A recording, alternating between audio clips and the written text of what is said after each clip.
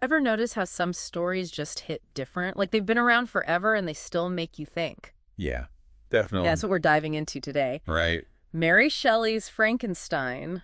Ooh, good one. You probably picture the monster. Right, the crazy scientist. But there's a lot more to it than that. Yeah, for sure. And we're going to look at why this book written so long ago still matters. It really does. So many people just think Frankenstein is like a Halloween character. Right, just like a scary figure for October. But there's so much more to it. There really is a lot to unpack there. We want to help you guys understand why this book is still important today. For sure. And where those ideas came from. We're going to cover who Mary Shelley was.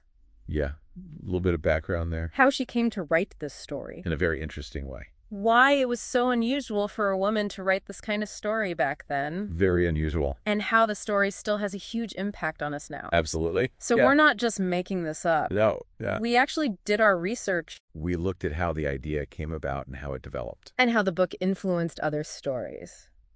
Think about the movie Poor Things. Yeah, great example. And all the other movies and plays that have used ideas from this story It's really shows the impact. Okay, let's start at the beginning. Okay. How did this story even come to be? Well, the story starts in the summer of 1816. Okay. Now, this was a strange time. Oh. There had been a lot of volcanic eruptions. Oh, wow. And it made the weather really dark and stormy all over the world. Really? Yeah. I didn't know that. Yeah. And Mary Shelley, Okay. who was very young at the time, Okay. was staying near a lake in Switzerland. Pretty nice. Yeah. With her future husband, Okay. Percy Bysshe Shelley, The writer, famous writer, right? another famous writer named Lord Byron, Wow. and Lord Byron's doctor, Okay. John Polidori. So they were all together. All these creative people hanging out by a lake. That sounds like it could go one of two ways. Right. Like amazing creative output or just like a lot of drama. Yeah, exactly. And the weather was really bad. Oh, no. Yeah, it was like constantly stormy. Oh. So they were kind of stuck inside. Not a great vacation. Well, maybe good for writing, though. Yeah, right. Yeah, When you're stuck inside, you have nothing else to do but be creative. exactly. And Yeah. because of that, they decided to have a competition.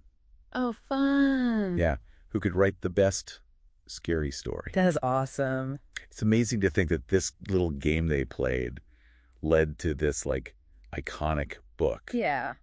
And interestingly, Mary struggled at first. Oh, really? Yeah, she couldn't come up with a good idea. So what changed? Well, she had this dream, Okay. like a really vivid, scary dream. Okay. She described it later to people. Oh, wow. She saw this scientist who had created a living thing, Uh-huh.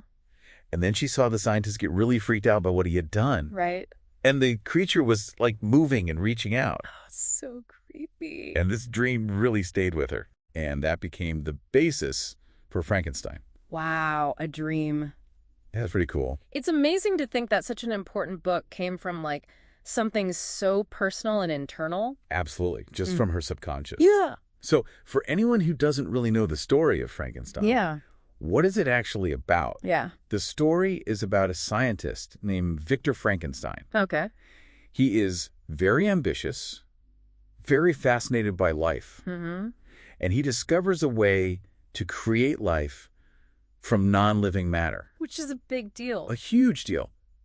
But when he brings this creature to life, Okay. he's immediately horrified by it. Oh, He's disgusted by how it looks, and he abandons it. that's rough. Yeah, leaves this creature completely alone. Yeah. It's really sad when you think about it that way. Yeah, it's not just a monster movie. No. It's about what happens when you create something Mm. and then don't take responsibility for it. And I think that's why the story still resonates. It totally does. It's very relevant today. Absolutely. So the creature, Who often gets mistakenly called Frankenstein right? is actually innocent. Yeah. He's like a baby in this world that he doesn't understand. Right. He doesn't know the rules. He doesn't know anything. Right. He tries to befriend people, Yeah. but everyone is terrified of him because of how he looks. Yeah, of course. And this makes him lonely, Yeah. makes him angry. Yeah. And ultimately, he wants revenge on Victor, Right. the person who created him and then abandoned him. It's a really powerful look at what it feels like to be different. Yeah, to be an outsider. Yeah, and to be rejected Absolutely. and misunderstood. Yeah. So this idea of like a What? woman writing this kind of story back then, Oh, it was very unusual. it was very unusual. Yeah, in the early 1800s, Okay. people had very strict ideas about what women should and shouldn't do. Right. And that included writing. Okay. Women writers at the time were expected to write about things like domestic life or romance Okay. or stories with a very clear moral message. So science fiction, That's like dark science fiction. yeah, like dark, imaginative, Yeah. kind of horrifying science fiction, Right. was not something women were doing. Yeah. Most writers were men. Uh-huh. So Mary Shelley writing this, Yeah. it really was something new and groundbreaking. So it's almost like Frankenstein was important just because a woman wrote it. In a way, yes. Yeah. It really showed that women could write about these big ideas. Right. Could be intelligent, could be imaginative. Uh, It helped to pave the way for other women writers, yeah. especially in science fiction. It's cool to think about the impact that this one book had. Yeah, on so many different levels. So she wasn't just telling a scary story. Yeah? She was really challenging people's ideas about what women could do. Exactly, she was pushing boundaries. And I think that's why it continues to be so relevant. It does. We've talked about who she was, how the story was created. Yeah. But how does this story continue to have an impact now? Great question. You mentioned Poor Things earlier. I did. How does that fit in? Well, Poor Things is a really interesting modern take Yeah. on the themes of Frankenstein. Okay. It's not a direct adaptation, Okay. but you can really see the parallels. Okay. So the main idea is about creation. Okay. In Frankenstein, Victor creates his creature. Right. And in Poor Things, Yeah. Dr. Godwin Baxter brings Bella Baxter back to a new kind of life. Right. It's like a reanimation. Exactly. It's this idea of using unorthodox methods Uh-huh. to create or reanimate a being. And then the story follows what happens after that. Yeah, that's where the parallels get really interesting. Okay. Both the creature in Frankenstein Okay. and Bella in Poor Things Uh-huh. go on these journeys of self-discovery. Right.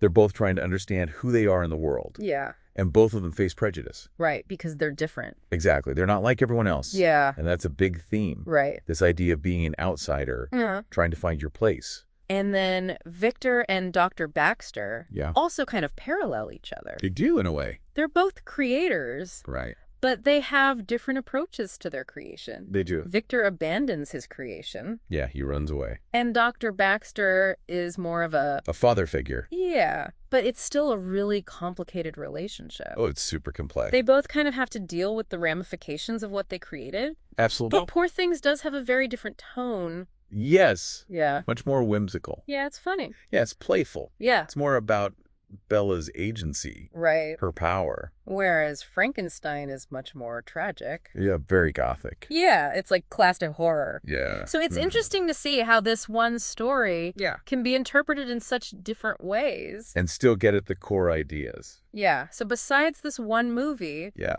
what other influences has Frankenstein had? Oh, it's huge. It's a big one. Yeah, there have been countless adaptations Okay. in film and on stage, like from the earliest days of cinema. Really? Oh, yeah. I didn't know that. Yeah, Frankenstein has always been a popular story to adapt. Cool. But beyond direct adaptations, Okay. it's inspired so many other stories and ideas. Okay. Think about modern stories Okay. that explore genetic engineering, Okay. artificial intelligence, Mm-hmm. or even like virtual reality, Yeah. where we're creating these digital worlds. Right. These stories are asking the same questions that Shelley was asking. About what it means to create. Exactly, the ethics of creation. Consequences. What are the responsibilities that come with that? It's like a blueprint. Yeah, totally. There's so many stories Yeah. about humans trying to play God. Yeah, that's a great way to put it. And it's not just about the big ideas. Okay. Frankenstein also gave us really important character archetypes. Absolutely. Like Victor Frankenstein, the mad scientist. the mad scientist. An obsessed, driven, Yeah. kind of morally ambiguous figure Yeah. that we see everywhere. Right. In so many stories. And the monster himself, Right. who's often just called Frankenstein, Right. even though that's not his name, Yeah. he's become a symbol Of what? of the other, Okay. of someone who is outcast, misunderstood, Yeah. a product of ambition gone wrong, Right. or science gone too far. It's really incredible to think about how this one story from 1816, It's wild. it's still relevant today. Absolutely. Like you can still see its DNA Yeah. in so many different stories. Everywhere. It's amazing. Yeah. And I think it's important to remember that Mary Shelley wrote this when she was very young. She was a product of its time. Yeah. But also so ahead of its time. Right. in the theorems it explores Yeah. and the questions it asks. So to sum it up, Okay. Mary Shelley, young woman in a very unique situation, Yeah, a wild situation. inspired by a dream. During a dark and stormy summer, She created a story that that changed literature. it changed literature Yeah, and paved the way for other women writers. absolutely. And it continues to influence us today. It really does. Not just with movies like Poor Things, Right. but just our general understanding of science and morality. And what it means to be human. That's pretty impressive for a story that came out of a scary story competition. It's really amazing. So as you go about your day, Okay. think about this. Yeah. What unexpected ideas might be all around you right now, just waiting to be discovered? Yeah, Maybe your next big idea is Okay. just a weird dream away. that's a great point.